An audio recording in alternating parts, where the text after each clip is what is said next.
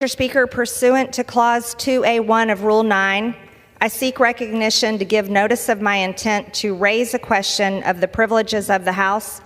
The form of the resolution is as follows. A resolution censuring Representative Rashida Tlaib for anti-Semitic activity, sympathizing with terrorist organizations, and leading an insurrection at the United States Capitol complex. Whereas in May 2019, Rashida Tlaib said that she celebrated the Holocaust and felt a calming feeling when thinking about the genocide of millions of Jews. Whereas in 2020, Rashida Tlaib retweeted an illustration with the caption, "From the river to the sea, Palestine will be free."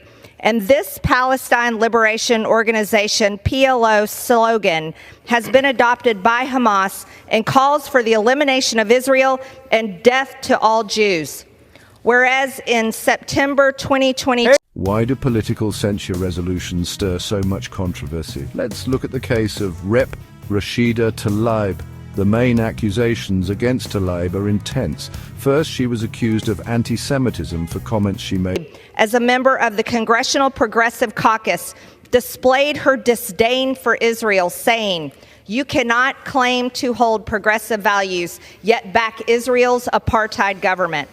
Whereas instead of denouncing the horrors of Hamas, slaughtering Israelis, and demanding the release of all hostages held by Hamas, Rashida Tlaib stated on October 8, 2023, "The path to the future must include lifting the blockade, ending the occupation, and dismantling the apartheid system that creates the suffocating, dehumanizing conditions that can lead to resistance." Whereas Rashida Tlaib exhibited her hatred for America by reposting a message on October 12, 2023, blaming America for allowing the deaths of Palestinian babies at the hands of Israel. Whereas Rashida Tlaib led an insurrection at the United States Capitol complex on October 18, 2023, which put members of Congress, their staffs, and Capitol visitors in danger by shutting down elevators, stairwells, and points of egress while obstructing official business in both the House of Representatives and the Senate, including a Senate Foreign Affairs Committee hearing.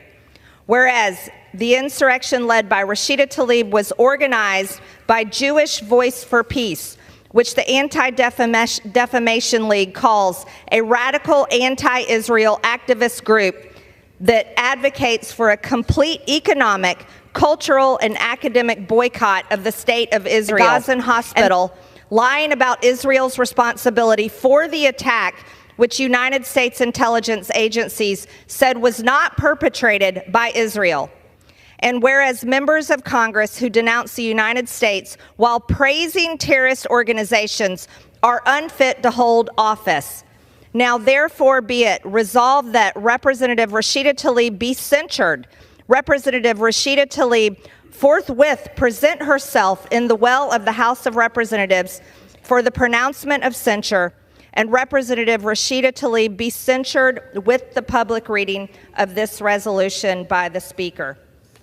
I yield. In 2019 about the Holocaust.